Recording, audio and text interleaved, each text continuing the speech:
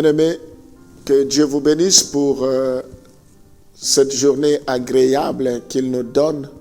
Ce n'est pas que nous soyons capables de faire quoi que ce soit. Notre capacité, notre force vient de Dieu. La Bible dit l'homme ne peut recevoir que ce qui lui a été donné du ciel. Voilà pourquoi nous allons lui être reconnaissants. Nous allons lui exprimer notre gratitude pour cette belle journée. Nous ne méritons rien, mais c'est par sa grâce. Seigneur, nous avons été sauvés non par des choses périssables, non par de l'or, ni par de l'argent, mais nous avons été sauvés par le sang précieux de notre Seigneur Jésus-Christ. Tu nous as créés pour un but. Nous voulons te bénir pour cette journée. Nous voulons, Seigneur, que toi, tu puisses nous diriger, que cette journée qui a commencé soit sous ta direction, soit sous ton contrôle, que tu puisses piloter toutes choses. Seigneur, nous voulons t'élever. La Bible dit, soit que nous mangeons, soit que nous buvons, soit que nous fassions quelque chose que ce soit, que tout soit pour la gloire de Dieu, que nous le fassions pour ta gloire. Seigneur, que tout ce que nous allons faire soit pour ta gloire, que tout ce que nous allons entreprendre soit couronné de succès. Nous t'élevons, même dans les moindres détails. Sois béni à jamais. Je te recommande chacun de tes enfants. Visite-nous. Les temps sont mauvais. La Bible dit racheter les temps. Nous voulons être sensibles à ta voix. Nous voulons être sensibles à ta volonté. Apprends-nous à compter nos jours, Seigneur. Bénis cet instant. Bénis ta parole. Au nom de Jésus, nous t'avons ainsi prié. Amen. Et j'aimerais parler un peu de ce qui peut nous arriver, des obstacles au pardon. Il est important que nous puissions libérer les pardons. Nous allons lire dans Jacques, chapitre 5, le verset 15. Jacques, chapitre 5, le verset 15. Confessez donc vos péchés les uns. Jacques, chapitre 5, le verset 15. La prière de la foi sauvera les malades et le Seigneur les relèvera. Et s'il a commis des péchés, il lui sera pardonné. Le verset que je voulais donner plus tôt, ce n'est pas celui-là, mais c'est un verset qui est dans Jacques. La Bible dit Dieu résiste aux orgueilleux et il fait grâce aux humbles. Donc c'est ce passage que je voulais donner. L'orgueil, Dieu résiste aux orgueilleux, il fait grâce aux humbles. Donc l'orgueil, c'est un obstacle au pardon. Nous ne pouvons pas pardonner si nous sommes orgueilleux, si nous sommes orgueilleuses. Dieu résiste aux orgueilleux et fait grâce aux humbles. L'humilité précède l'humilité précède la gloire. Nous devons savoir nous humilier. Dieu, la Bible dit, notre Seigneur Jésus-Christ n'a pas voulu s'égaler à son Père. Il n'a pas trouvé cela comme une proie. Il n'a pas voulu s'égaler à son Père. Il a accepté de s'humilier. C'est alors que son nom a été souverainement élevé. L'humilité précède la gloire. Voilà le verset que je cherchais. C'est celui-là, Jacques, chapitre 4. Il accorde au contraire une grâce plus excellente. C'est pourquoi l'Écriture dit Dieu résiste aux orgueilleux, mais il fait grâce aux humbles. Dieu veut que nous soyons humbles. Donc l'orgueil, c'est un obstacle. Nous devons mettre l'orgueil de côté. Nous ne devons pas laisser l'orgueil nous envahir. Romains chapitre 12, le verset 19. Ne vous vengez point vous-même, bien-aimés, mais laissez agir la colère, car il est écrit, à moi la vengeance, à moi la rétribution, dit le Seigneur. Alléluia. Le désir de nous venger nous-mêmes au lieu de laisser Dieu agir.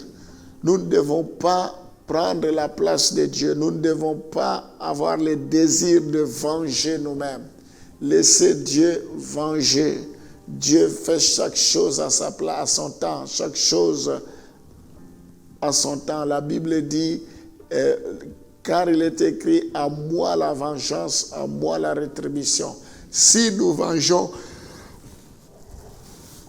qu'est-ce que Dieu va encore faire? Il faut que nous laissions Dieu venger à notre place. Ça, c'était un obstacle également. On va lire Matthieu chapitre 18, le verset 35. Ici, Matthieu chapitre 18, le verset 35. C'est ainsi que mon Père céleste vous traitera si chacun de vous ne pardonne à son frère de tout son cœur. Alors, ici, l'obstacle, c'est l'incapacité à réaliser l'amour et la miséricorde de Dieu pour nous. Il y a des gens qui ont du mal à réaliser l'amour et la miséricorde de Dieu sur nous. Dieu est compatissant. Dieu est fidèle. Il est bon, riche en bonté, lent à la colère. Toutes les fois que nous péchons, quand nous venons à lui, il dit, même si vos péchés sont devenus noirs comme la cramoisie, je vais rendre cela plus blanc comme la neige. Il est mort sur la croix une seule fois.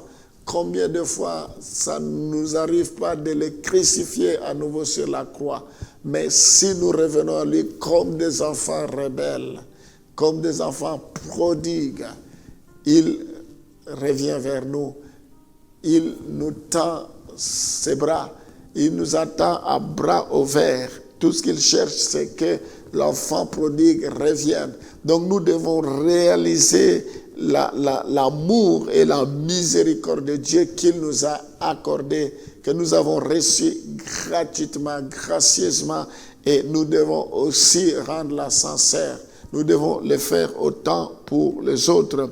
Nous avons vu l'histoire de serviteur impitoyable n'a pas réalisé l'amour et la miséricorde de son maître. Son maître lui a pardonné malgré la somme qu'elle devrait.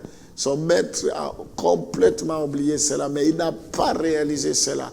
C'est parce que nous n'arrivons pas à réaliser réellement ce que Dieu a fait pour nous. Si nous devons quantifier cela, c'est énorme.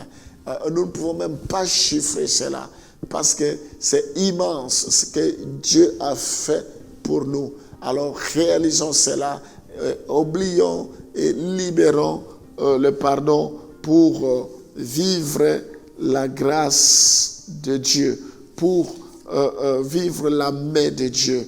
Nous allons prier pour que le Seigneur puisse vraiment nous donner un ministère de réconciliation. Gloire au Seigneur. Alléluia. Oh Seigneur, je te prie ce matin pour que nous puissions te rechercher. Oh Seigneur, te rechercher. Rechercher le pardon équivaut à rechercher Dieu. Nous voulons, Seigneur, de tout notre cœur, te rechercher avant d'offrir l'offrande, avant de faire quoi que ce soit, que nous puissions, si nous avons un problème avec quelqu'un, nous puissions d'abord résoudre cela avant d'offrir quoi que ce soit. Sois glorifié, Seigneur. Je prie pour que tu nous donnes le ministère de la réconciliation. Tu veux que nous puissions nous réconcilier. Gloire te soit rendue. Oh Seigneur, je prie pour que tu éloignes toutes sortes d'orgueil, parce que l'orgueil c'est un obstacle au pardon. Je prie, Seigneur, pour que nous puissions éloigner le désir de nous venger nous-mêmes, parce que la Bible dit, à toi la vengeance, à toi la rétribution.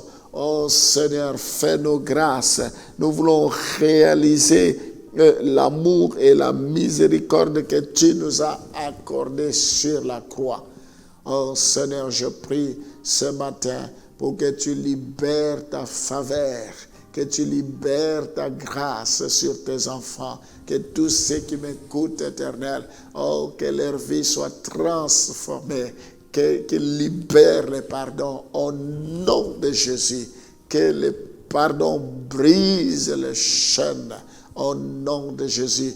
Le pardon, c'est une puissance qui libère, que le pardon les délivre, Seigneur, dans le nom de Jésus. Je prie pour les malades, que ceux qui sont malades ce matin, j'ordonne la guérison. Vous avez, ta parole dit, vous avez reçu gratuitement, donné gratuitement. Je n'ai ni or ni argent, mais ce que je vous donne. Ta parole nous dit, mettez au service des autres les dons que vous avez reçus. Je n'ai ni or ni argent, mais ce que je vous donne. Au nom de Jésus, protège les couples, protège les enfants, protège les familles, Seigneur. Je prie pour que tous ceux qui ont besoin de régulariser leur situation administrative, que cela leur soit accordé, que cette semaine, que cela leur soit accordé avant la fin de la semaine, qu'ils puissent vivre ta gloire. Au nom de Jésus, que tu éloignes tout obstacle devant d'eux, que toi-même tu puisses marcher avec eux dans le nom de Jésus. Nous t'avons ainsi prié. Amen.